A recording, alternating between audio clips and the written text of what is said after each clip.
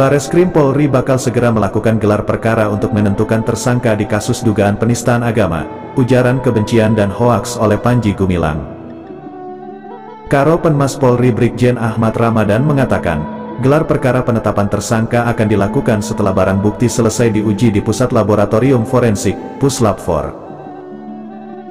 Terkait penetapan tersangka, saat ini Polri masih menunggu hasil dari Puslab-4 Bareskrim Polri berdasarkan bukti-bukti yang sudah dikumpulkan, ujarnya dalam konferensi pers, Selasa, tanggal 11 Juli tahun 2023. Ramadan menuturkan, sembari menunggu hasil uji dari Puslab-4, penyidik juga akan memeriksa sejumlah ahli tambahan seperti ahli agama Islam, sosiolog, bahasa, dan IT pada Rabu tanggal 12 Juni dan Kamis tanggal 13 Juni. Selanjutnya setelah melakukan pemeriksaan kepada saksi dan saksi ahli serta hasil lab, akan kami lakukan gelar perkara untuk menentukan tersangka, jelasnya. Bareskrim Polri diketahui tengah mengusut dugaan tindak pidana penistaan agama, ujaran kebencian, dan penyebaran berita bohong dalam perkara Panji Gumilang. Panji juga sebelumnya telah dimintai keterangan pada Senin, tanggal 3 Juli tahun 2023. Ia dimintai keterangan dalam kapasitasnya sebagai terlapor dalam kasus ini. Panji dicecar sebanyak 26 pertanyaan oleh penyidik di Tipidum Bareskrim Polri. Pertanyaan itu seputar sejarah Ponpes Al Zaitun dan struktur organisasinya serta terkait video yang beredar di media sosial. Terbaru, Panji Gumilang menggugat MUI dan Wakil Ketua Umum MUI Anwar Abbas secara perdata ke Pengadilan Negeri, PN, Jakarta Pusat. Benar, perbuatan melawan hukum. Masuknya minggu lalu. Sidangnya tanggal 26 Juli, kata pejabat Humas PN Jakarta Pusat Zulkifli Aco saat dihubungi Indonesia.com, Senin, 10/7. Gugatan tersebut terdaftar dalam Sistem Informasi Penelusuran Perkara, SIPP PN Jakarta Pusat pada Kamis tanggal 6 Juni lalu.